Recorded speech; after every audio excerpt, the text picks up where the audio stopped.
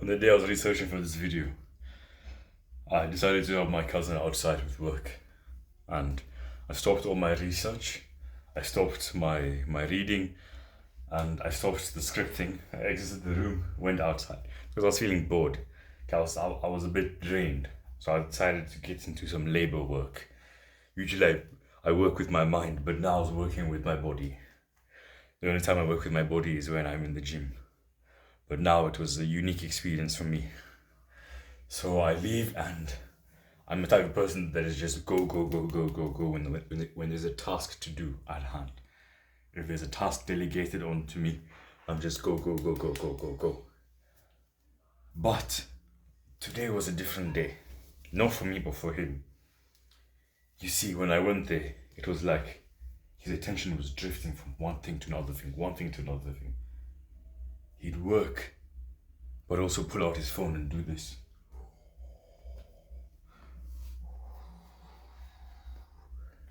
And I kept on saying, bro, put that away, put it in your pocket, put it where you can't, whatever, put it wherever that's far away from you. Let's get working. He didn't want to listen to me, continued.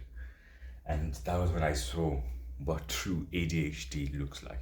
Now, I'm not a doctor, I'm not someone who is diagnosing people, but there's no question that ADHD is a prevalent thing going on in our society. And in this video, I promise I will break down what causes ADHD down to the neurological level, okay, down to your brain and stuff, what happens in the brain and stuff, and reasons why you have ADHD or why you think you may have ADHD. And I'm gonna give you,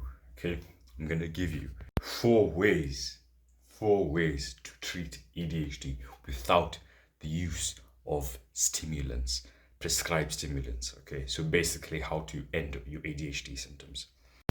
ADHD, otherwise known as Attention Deficit Hyperactive Disorder, is a neurodevelopment disorder characterized by difficulties with attention, hyperactivity, and impulsivity.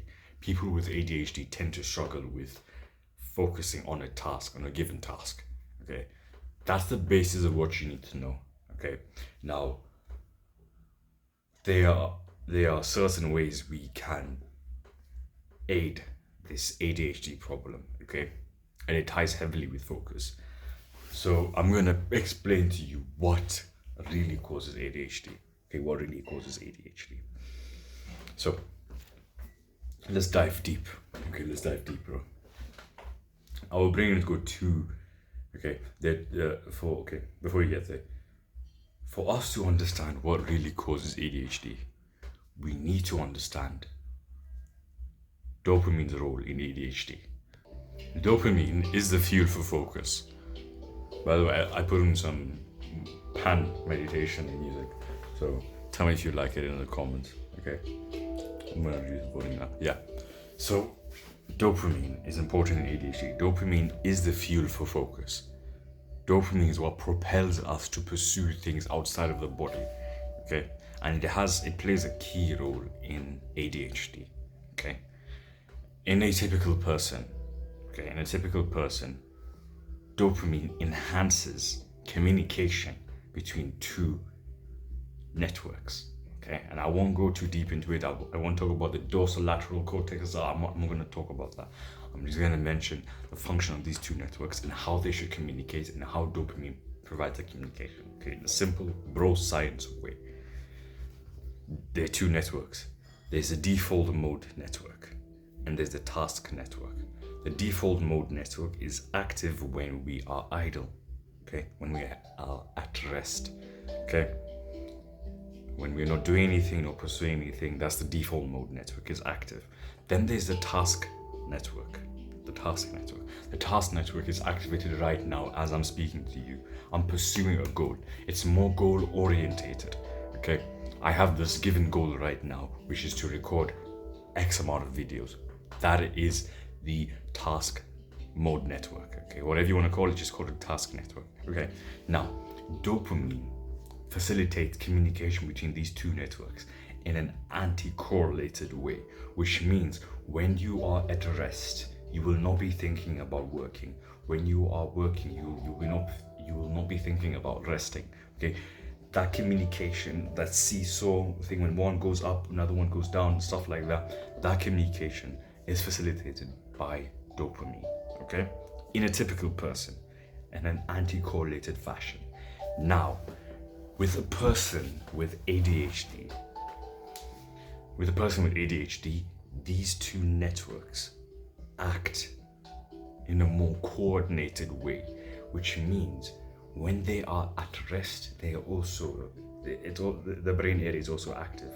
Okay, the task mode network is also active in a more coordinated fashion. So if they're trying to rest, they're also active in the task mode network.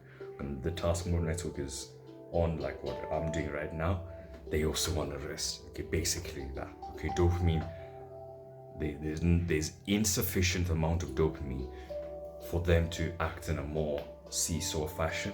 So now, because of the insufficiency of dopamine, they act in a more coordinated way, okay, and that's bad, okay? This led to the low dopamine hypothesis.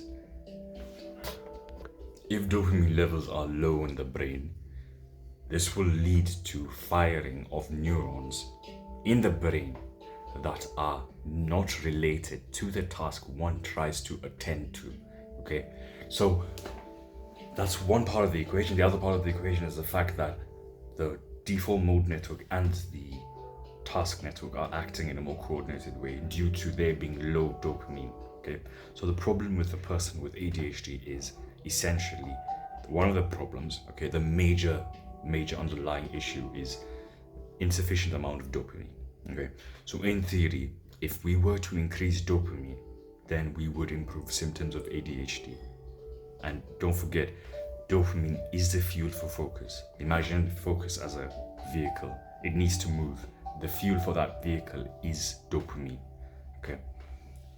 Now, this led to the first generation of drugs to treat ADHD, okay? Stimulants, okay? One of them, the first drug was called Ritalin, okay? Then Adderall came in, the modafinil came in.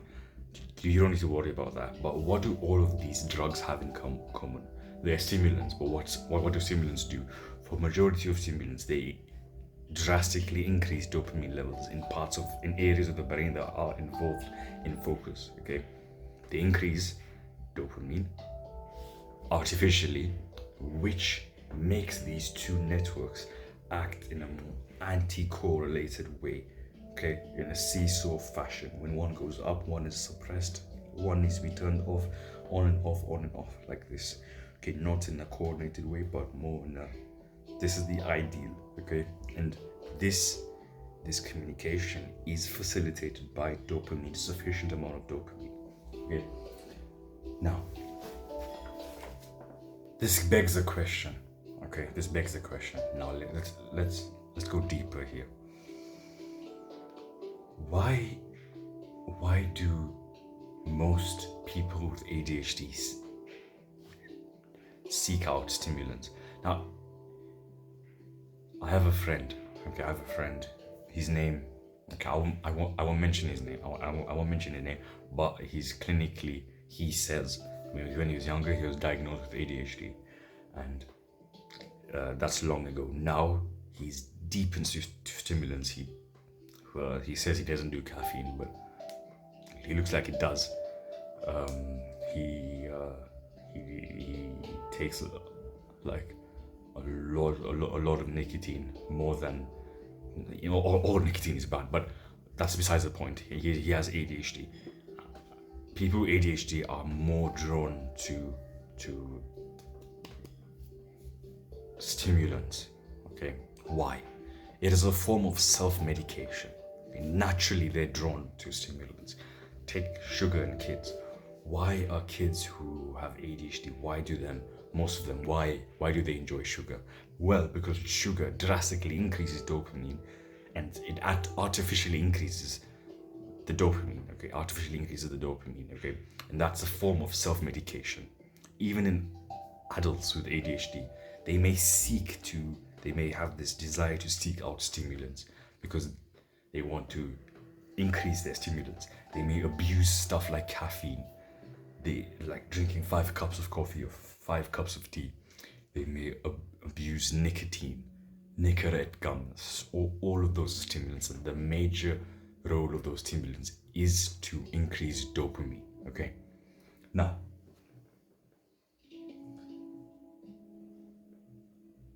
let's talk about something related to this. Okay, let's talk about something. I must mention this, I must highlight this. People with ADHD, it's not like they have absolute trouble focusing. It's not like they have absolute trouble focusing.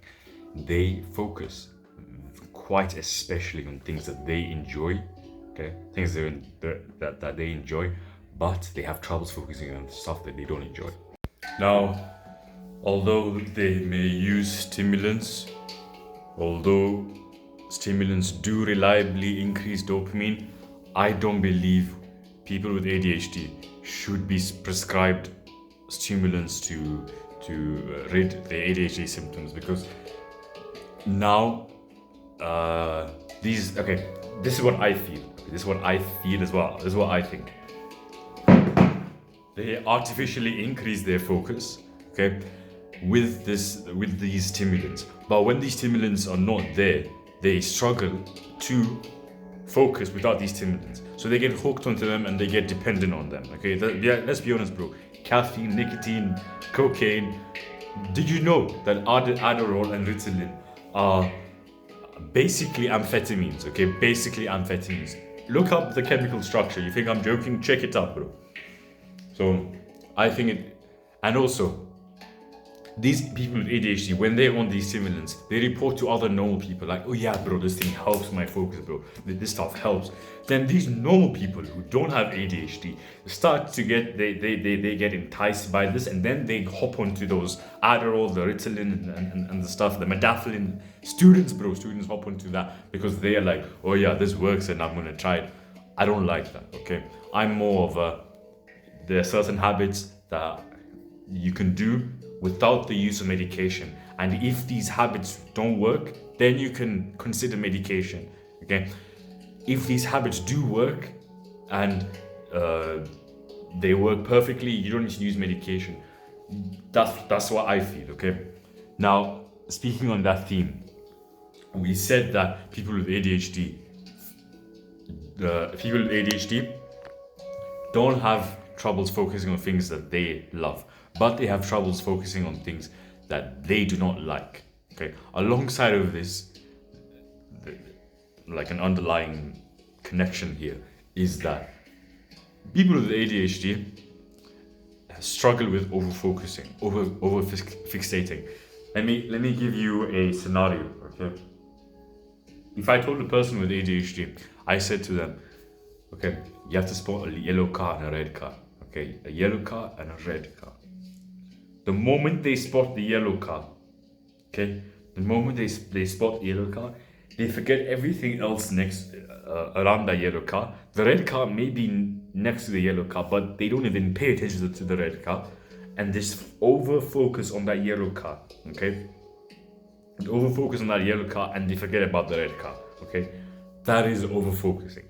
They were over focusing on that yellow car to the point where other stuff in the environment did not meet their focus. Okay, this is called, okay, an attentional blink. Okay, an attentional blink. Okay, don't remember this, bro. Attentional blink. They see something they're interested in, but because of their over focusing, they forget about other stuff in the environment and they miss out on important things in the environment. Okay, imagine they are in class and then something piques their attention. The teacher's teaching something in biology and something piques their attention. Say they're talking about the human body, something that the teacher says, oh yeah, the brain is so and so and so. So they over focus on that to the point where the teacher's giving other information that's relevant but not connected, and they forget about that information, just over focus on that one interesting thing. Okay, that's called an attentional blink, and it happens to typical people also, but it also happens especially more often in people with ADHD. Now, like I said, I'm a firm believer that we can tackle this ADHD global crisis with simple habits, okay? If we go down to the root cause, okay, if you go down to the root cause, okay, which is low dopamine and not enough dopamine, then technically, if we can increase dopamine, okay, if we can increase dopamine and also improve focusing ability, then we can eliminate almost 90% of the ADHD symptoms. What I'm about to describe to you are 4 ways in which we can reliably increase dopamine to facilitate sufficient focus and to eliminate about 90% of your ADHD symptoms. So if you are questioning, if you're questioning that you have ADHD symptoms and stuff, these 4 steps, if you dial in all of these 4 steps, I guarantee you will eliminate most of your ADHD. The first one is dopamine detoxing. Dopamine detoxing. What is dopamine detoxing? Dopamine detoxing is the way I see it. You figure out the 80% of habits that give you gratification. Okay, you figure out that 80% of habits. Okay, you cut them out. Okay, usually this top 80% are instant gratification, pleasure now, pain later. Then you figure out the 20%, okay, the 20% that you can keep in your life, okay, 20%. That may be social events, that may be music, that may be caffeine, okay, 20% of stuff that you would keep in your life. Remember, 80% of those instant gratification habits are taken out, 20% are kept in, okay? This is the more sustainable version of a dopamine detox, not the common internet thing where you see guys do dopamine detoxes for 24 hours or where they just sit still like this and they don't watch anything. They're like, dopamine detox. Nah, we don't do that, bro. We aim for sustainability, the long term, bro, not the short term, the long term, okay? Now, what's the key with dopamine detox and how does it work? Okay, remember we said dopamine is required for focus, okay, and dopamine plays a role in ADHD. Okay, now for dopamine to have its effects on your body, it has to effectively bind to its receptors. Okay, effectively bind to your receptors. Now, our body naturally has a baseline of dopamine it produces to keep us alive. Okay, because bro, if we didn't have dopamine in our system, I wouldn't be here recording this video, okay? You wouldn't be here watching this video, okay? Because you wanted to seek out ways to improve your ADHD. You wouldn't be here watching this video, okay? I wouldn't be here making this video, okay? I wouldn't be eating food, bro, because I don't have the desire, that anticipation, whatever, to seek out that food, okay? So dopamine is important, and our body has a natural baseline of tonic dopamine it produces, okay? A baseline.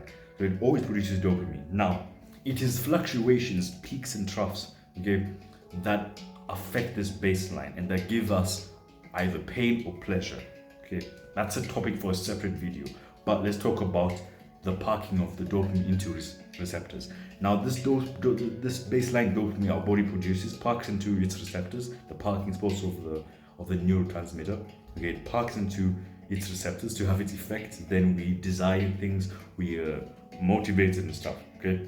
Now, if we have constant peaks, okay, constant peaks in dopamine, caffeine, nicotine, social media, video games, instant gratification, junk food, constant peaks above our baseline, okay, constant, instant gratification after instant gratification after instant gratification, as reminiscent of our modern society, which is pleasure. Over time, our baseline of dopamine will go low and low, okay?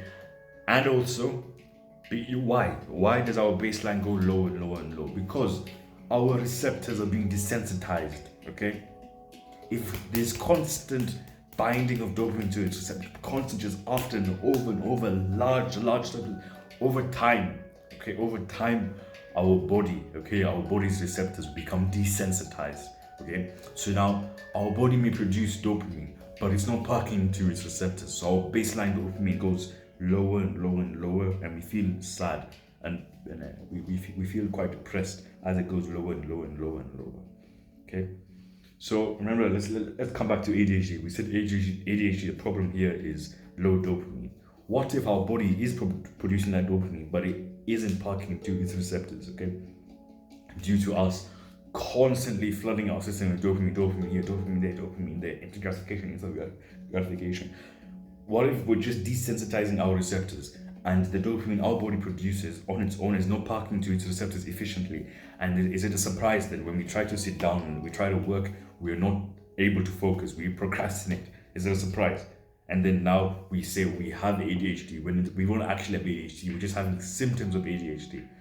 So that's my theory. Okay, so when we do this dopamine detox, figuring out the 80% of the habits that are just draining our just numbing our receptors, if we figure out 80% of those habits, we cut them out, and then we use that 20%, those 20% of habits, we leave them in, okay?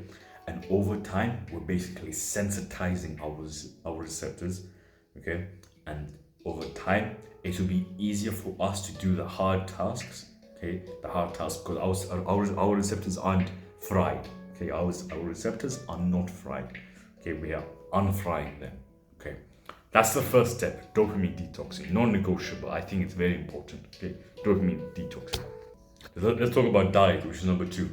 Now, no doubt, diet has a pivotal play in your ability to focus and attend to tasks, okay? Even though in kids with ADHD, they are more drawn to sugar, and adults as well, probably even more drawn to sugar, okay? Even so, let's talk about orexin, okay? I mentioned it in my short, okay? Orexin is a neurotransmitter, okay? Also a peptide. Okay, you don't need to know peptide neurotransmitter. It's a chemical the body produces, which regulates your.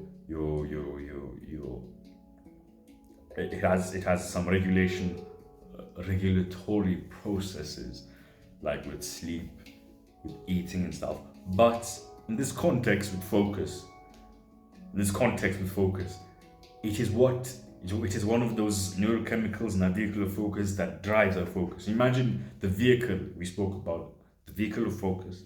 Fuel is the dopamine. Okay, you could say the ECU, the electronic control unit that regulates everything in the car. You could say that's orexin. Okay, now safe to say orexin is quite important for focus. There's no doubt, and there's no doubt in that. Orexin is important for focus. Now, orexin levels are especially sensitive to your blood glucose levels, okay? When your blood glucose levels rise and spike, okay?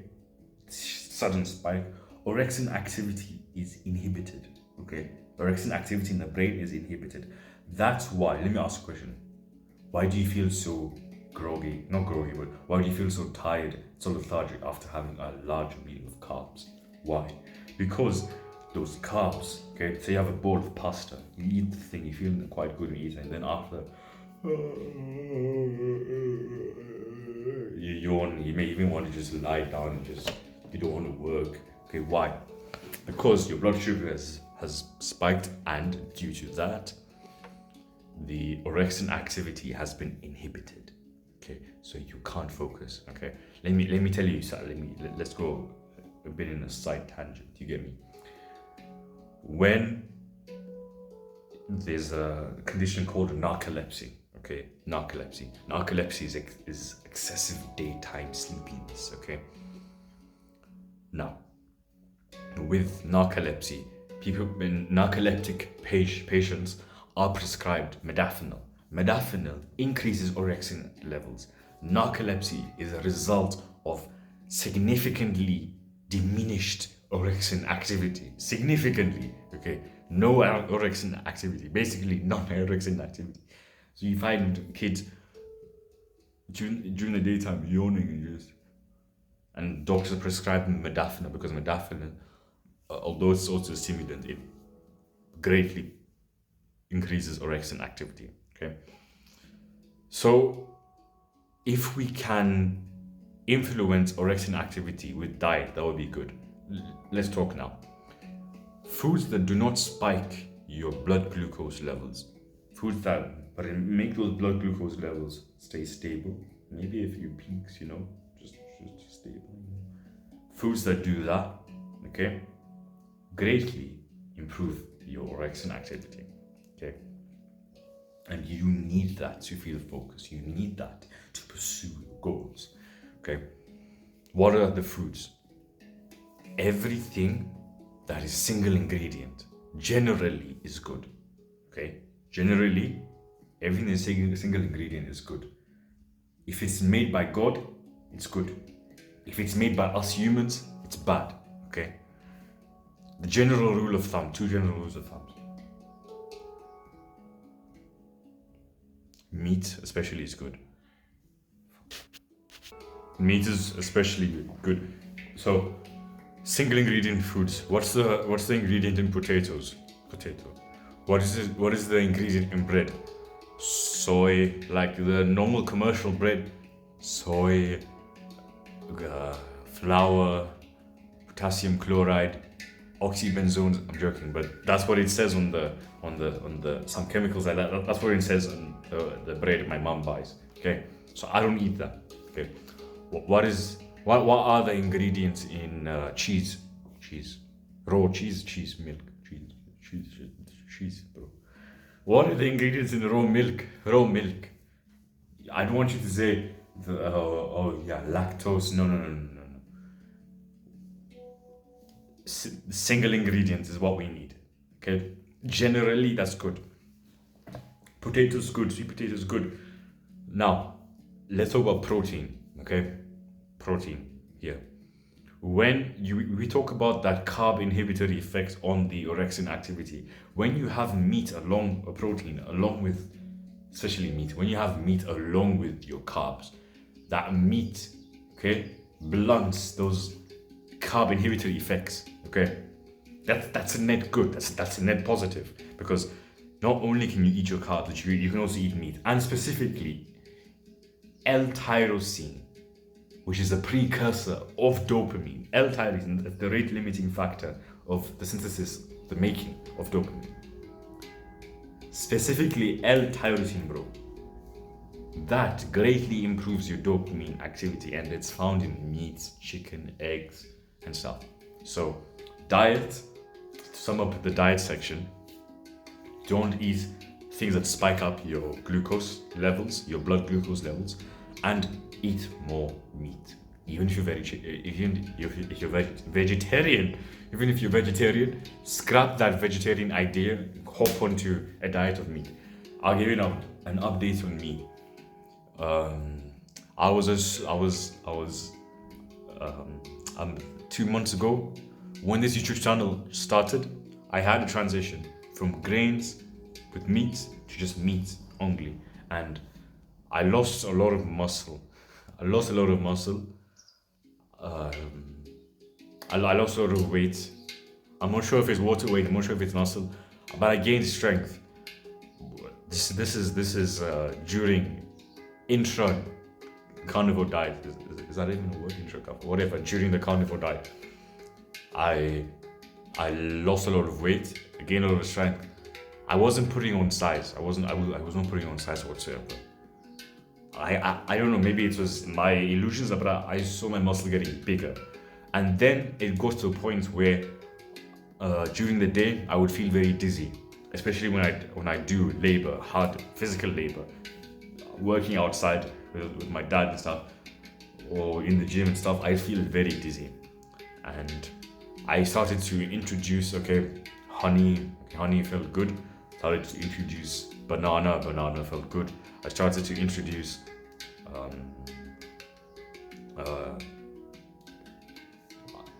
originally I'm from Ethiopia. We have this pancake, like, you know how the Indians have roti and chapati? We have injera. So I hopped on like that. I was eating that, and I felt better. I felt better. My mom was making homemade bread, okay? And I know I said grains are not good. My mom made homemade bread, like proper good bread. Like, the only ingredient she used was flour. Flour, that's it. Flour, and yeah, that's it. That's about it. And I was eating that, felt good on it, felt very good. And yeah, so I'm not sure my blood glucose was spiked. Maybe it was, but I made sure I didn't overdo it on the carbs. Okay, otherwise I'd be like, I'm sensitive to carbs. But these carbs, I'm quite okay. The potatoes, I'm good with them. The homemade bread, questionable, but leaning onto the side of I'm good with it. Okay, that's my diet now. Okay, I make sure I hit the protein goal. Right now I want to go in a proper bulk. My goal is 80 kilos by the end of this year. I'm 71. Checked in the morning, 71. I'm gonna hit 80 kilos by the end of this year. But that's my diet.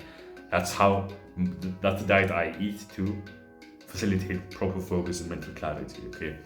Now, let's move on to step 3. This video is long. Okay. Step 3 is cold exposure, sunlight viewing, sleep, non-sleep deep rest, exercise, and yeah. These are all natural ways to increase dopamine. Let's talk about sleep. I have a sleep optimization video. Okay, I'll put it in. I don't know how to put those YouTubers. Okay, I'm calling myself. I'm not even a YouTuber at this point. I love YouTube. Anyways, you know how those YouTubers, they have those cards. Okay, those cards that have check out this video and stuff. I'll put that in the description. The sleep optimization guide that I posted. Okay, watch that.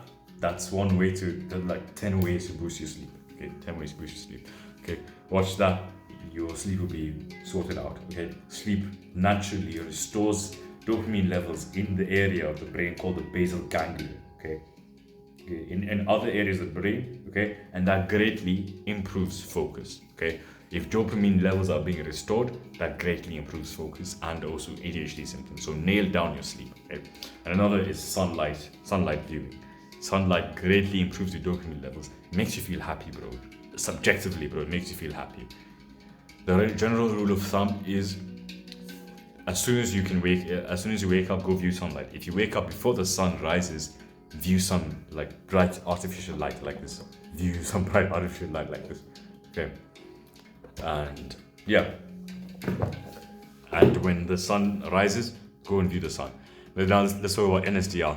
NSDR, also called non-sleep deep rest, greatly improves dopamine levels in the area of the brain called the basal ganglia, to the point that sleep does. 3 hours of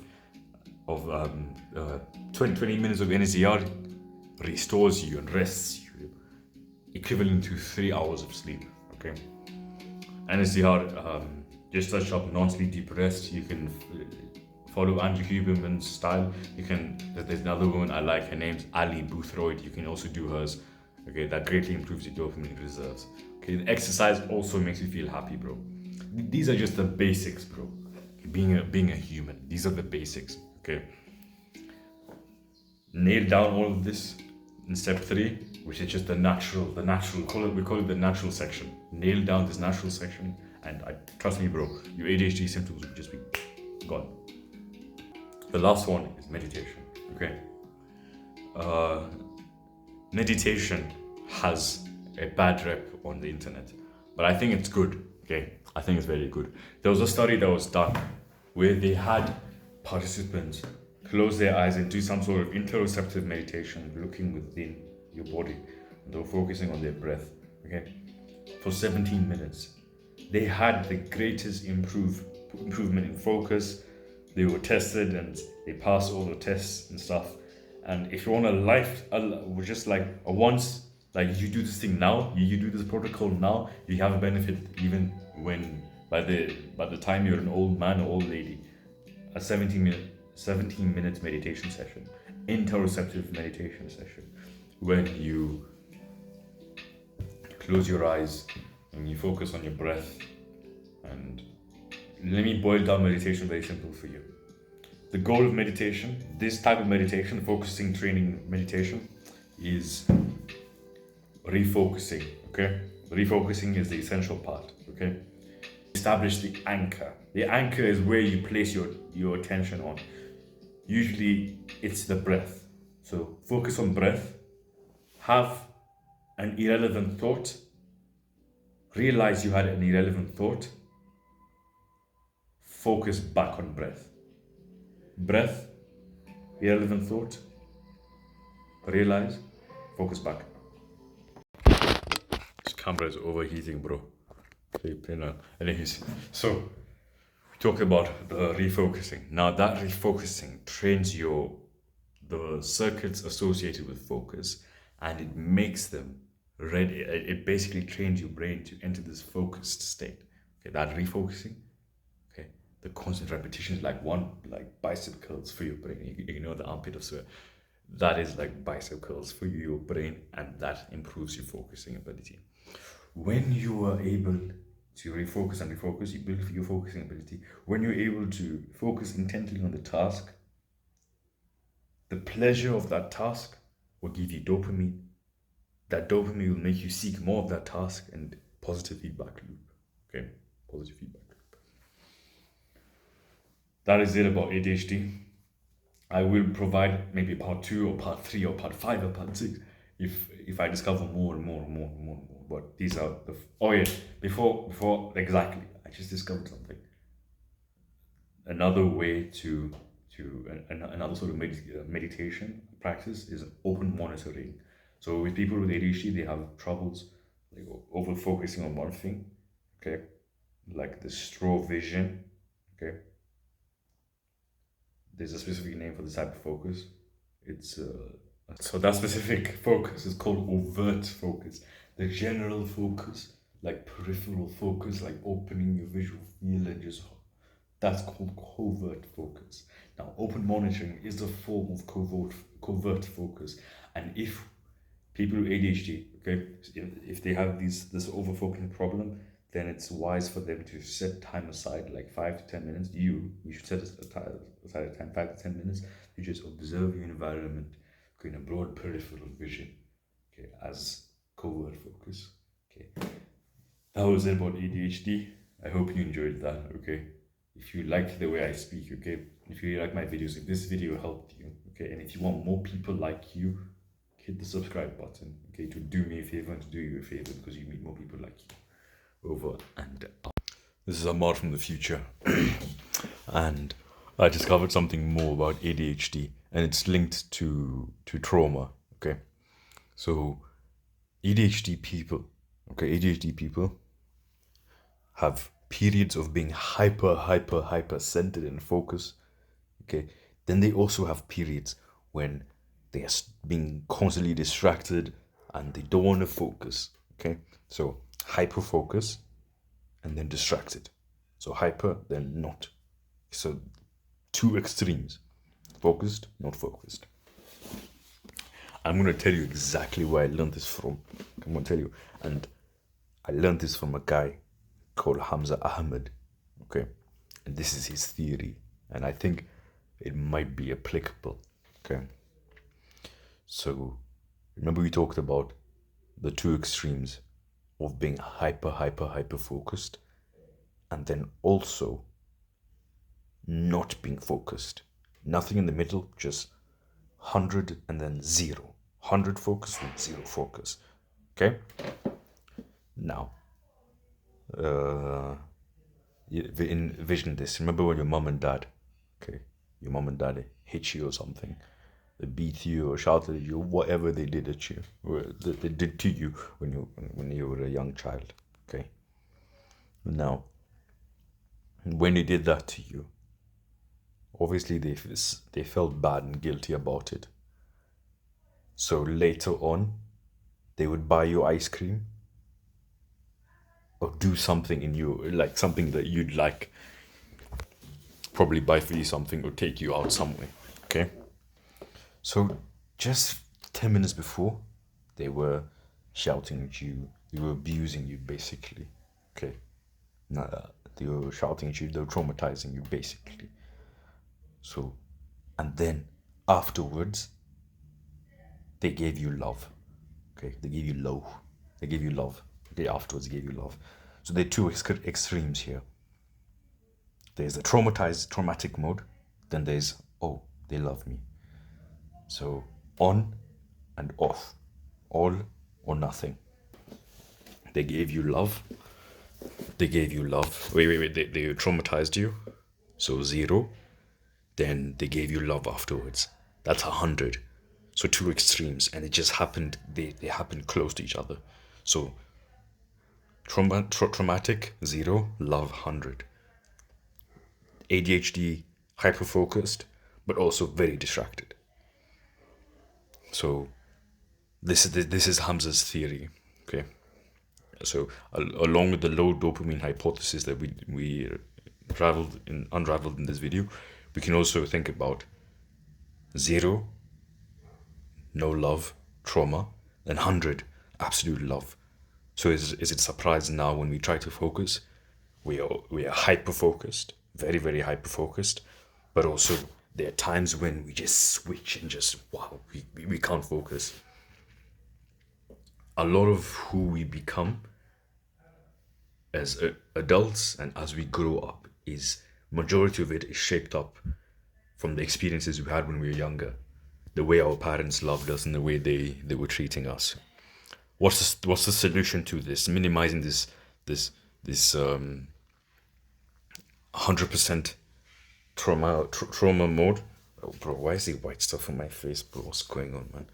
Flipping on. What the hell? This is unfiltered the mod. You'll never see this on my actual videos, man. What's going on? Anyways, ignore that. First it was the sweat under my armpits, now there's white stuff on my face. Anyways, so how do we cure this? Like 0 cost, and like how do we reduce the effect of these two extremities, okay? Of fully trauma mode, then love. I'm sure you've been there, bro. Your mom and dad shout at you or hit you, and they feel guilty afterwards and buy for you something, okay? So yeah,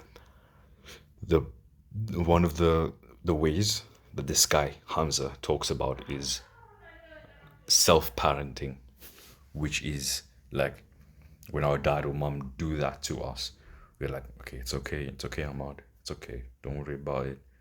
You're worthy of love, and it's not like they don't love you, they do love you, but you become your own parent. You become the ideal version of your mom or dad. You become the ideal version of your mom and dad. Self-parenting. So in that moment, take a deep breath when they're shouting at you, whatever, and be like, bro, it's okay. I'm worthy of love. And so you become your own parent. You get that? Okay. I'm trying that now. I did it yesterday. Felt good. Okay, felt good afterwards. Generational trauma. Their grandparents dealt with their misbehavior by shouting and hitting them. They registered that in their subconscious mind as, this is how we deal with children. They passed it on to you. Okay? You registered it as a moment of not being loved. And is it a surprise now that you can't focus? That's I call it the Hamza theory. That's what he thinks. And I think that's also a plausible idea to what actually causes ADHD. Most of these mental illnesses we have, okay, and separate from the way we use the internet and the way just how everything is designed to steal our attention, most of these mental illnesses, most of our addictions are symptoms of something deeper, and usually that is childhood trauma. So as I grow up, as I give my own responsibilities, as I go deeper into the spiritual stuff, I will definitely heal my trauma and stuff. But that's a separate topic for a separate day. But that's what I wanted to add, bro. So cheers, man. Now actually over and out, and subscribe. Okay, subscribe for more details about the brain and psychology and stuff. Yeah. Okay, cheers, bro.